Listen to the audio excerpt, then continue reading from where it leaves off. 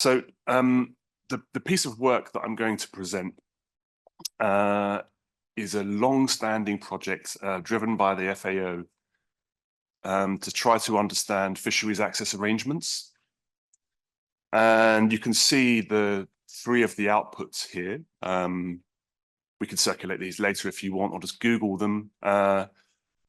Just to start off with, the first phase of the FAO report is a big fat report. It's not meant to be read from cover to cover, but if you're interested in particular countries, then you can have a kind of, a quick snapshot on the access regime of that country. The method for doing this research was to pull together many, many different experts from across the world, generally from the region that they were doing research on. And as everybody knows, fisheries is sometimes a murky business. It's quite hard to get access to information. As Mrs. Bayer pointed out in her presentation this morning, beneficial ownership is a big data gap. And as of course our real world data on socioeconomic gains kind of locally, because they're often quite complex and contested. So using that in that kind of context, we try to map the global fisheries access arrangements kind of story. We then followed up in a much more detailed assessment. And just to be clear, we try to move away from a focus on flags and flag states, and instead we're much more interested in firms. And although there is some useful overlap with Mr. Siddiqui's typology, which I'll come to in a minute, but we focus on firms, not flags, because we see firms as the major agents, the major actors in global fisheries, and not flags so much. It depends, of course. But we also try to account for what we call the geopolitical economy of access arrangements. And by that, essentially, we mean when we look at some of the distant water fishing nations, they use multiple tools of diplomacy, economic aid, direct aid, indirect aid. In some countries' cases, building like football stadiums and so on. And very often it makes the understanding of access arrangements and joint ventures associated with access arrangements very difficult to actually understand where the gains are going and where they come from. Just to note, just quickly, the phase 2 of the work will be out very soon.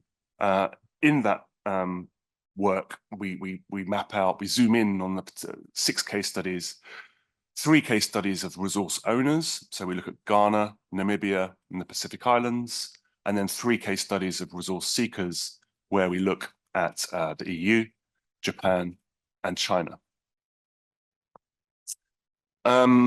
So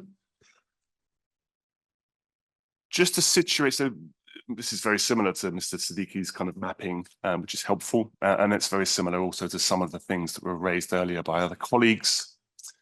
The way that we mapped access arrangements is kind of what we're calling first generation and second generation. This is essentially EU language, the European Commission language from the 1990s.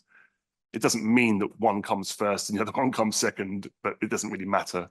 It's just a loose set of terminology. But here we're focusing on what we'd call the second generation access arrangements. So domestication strategies, onshore investment, and so on. And just to kind of help to understand the typologies we're using here, this global mapping that we're doing, you can see on the one hand, first generation access is generally focusing on maximizing revenue.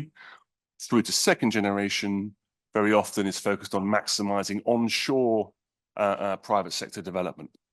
And of course, there's always mixes in the middle, and it's not as straightforward as this simple kind of picture that I'm painting here. Now, what I did for this meeting here is pull out the major resource seekers and the major resource owners that I'm aware of that have used joint ventures.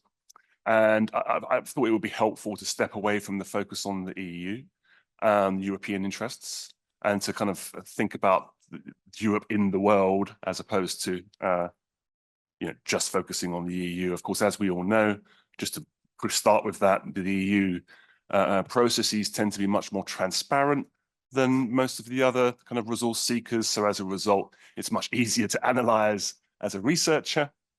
It also means that it tends to get hit over the head with a big stick a lot more than other countries. However, as you know, the EU is not the largest distant water fishing nation. Historically, well, in fact, historically, the USSR was, and then Japan, and now China. And Taiwan is also a major player. So we've kind of mapped them out for you here. I don't want to go into the details of this particularly, but simply to note that Japan uses a number of tools to gain access. Historically, in the Pacific Islands, it set up joint ventures with, for example, the Solomon Islands and Fiji. They ultimately failed, those joint ventures, but they were there for generations. Japan uses overseas development assistance, decoupled ODA as a way of kind of leveraging access and joint ventures. The EU, I won't talk about except to note the rise of alternative forms of access by EU firms where there's not an Sustainable Fisheries Partnership Agreement in place. Then we see an increasing number of joint ventures. China has really mirrored what's actually fascinating when you look at the history. China has really mirrored the interwar period of the Japanese. So after World War I and up until World War II, Japan very much used the kind of maritime expansion as a basis for its industrialization, including fisheries, and China's done the same.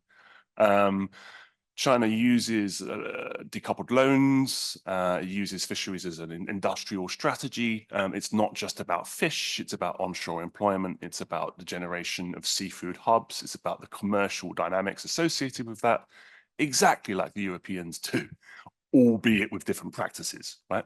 Highly integrated, globally facing companies. China obviously has had a lot of criticism in recent years because of its access strategies. It argues that it has now implemented a wide range of regulations and policies, which it has, I've read them. The question is, of course, as with any country, is implementation. And I think that that's an important question when we think about joint ventures as a whole. Taiwan is a very different case. It's been much more specialized on transshipment. It has global reach. It uses flags of convenience or second registries on a regular basis, including joint ventures. It's highly opportunistic. If a coastal state or resource owner demands that the company domesticate, then it will do that. So to look at the resource owners just briefly, because it takes two to tango, in the West African context, and Mr. Siddiqui knows much better than me, and in fact, pretty much everybody in this room knows better than me. There are multiple competing distant water fishing fleets and various forms of joint ventures. And so the detailed study, phase 2 of the FAO work, we go into incredibly high levels of detail on Namibia and Ghana. And as you all know, I'm sure, there have been great success stories in some respects, the process of Namibianization or domestication, lots of onshore employment, which is really crucial to the Namibian economy. But there's also been very high level cases of corruption associated with fisheries quota. So these, and Ghana is another kind of similar case we heard earlier from our colleague representing the small-scale fishers, just how important the question of who owns the boats is, and whether or not these are brass plate companies in the Ghanaian case, and I mean, of course, they are. In the Western Indian Ocean, we have significant EU sphere of influence and highly competitive coastal states, so there's much less South-South cooperation between those countries in terms of access and joint ventures. In fact, the Seychelles, Mauritius, and Madagascar engage in high levels of competition with each other precisely for investment. And so it makes it quite difficult to engage in cooperation around joint ventures. And finally, the Pacific Islands, there are very high levels of South-South cooperation where some countries focus on maximizing rent capture and other countries are much more focused on maximizing onshore gains, right? And the ones that are focused on maximizing onshore gains is where most of the joint ventures are. So for example, Papua New Guinea, Fiji, Federated States of Micronesia, Republic of the Marshall Islands. So what we have in terms of thinking about fisheries access arrangements as joint ventures is a very complex historical picture. There is no one model and there is no one solution to fixing this, I don't think. So just to pull out a few reflections. I think the first thing to kind of note, and I think very often in meetings like this, it's the underlying tension in the room. I mean, businesses need to maximize their post-tax profit. Governments want to maximize their revenue. It's a struggle between those two things very often. There can be win-wins, and of course there is symbiotic development, but it has to be understood that that kind of conflict is a part of the story. And that conflict is often played out geopolitically, wherein, for example, in particular, resource-seeking states, kind of home countries, so the EU, China, US, Japan, South Korea, and so on, will play a significant role in the geopolitics of their distant water fleets, right? This is a reality and we all know it. The other kind of key point, I think, from a coastal state perspective is the question of access as being a public asset. So what is being sold and where a joint venture provides a discount for kind of onshore investment, very often in the form of a joint venture, what are the opportunity costs of that? So what could that country have gained if it had simply maximized its revenue rather than engaging in a joint venture? And this is an important question because very often we see coastal states giving away significant value of their resources and perhaps reinvesting that in areas that may not be the most sustainable or long-term economically or environmentally. So one of the things I think that we are missing in this kind of area is that ministries of finance or treasuries or whatever are not across, or they do not keep a watch on what is being given away in relationships between often fisheries ministries and foreign firms. And those ministries of finance, I think, I recommend should be understanding better those losses or those potential gains. Not to say they shouldn't happen, that is the democratic decision of any country. It's simply to say, to be aware of what's being given away. The other kind of key point that we try to make is that joint ventures as access should place greater emphasis on firms, not on flags. Beneficial ownership is not about the flag, it's about the company that's benefiting and maximizing its post-tax profits from fishing activities. And I think that firms are strategic agents. They're not just passive kind of profit maximizers. They make political decisions and they engage in very close relationships with governments, as we all know. Joint venture agreements, enterprises as access are also highly context specific. So there is no one model and there is no one size fits all solution. So I think that context matters.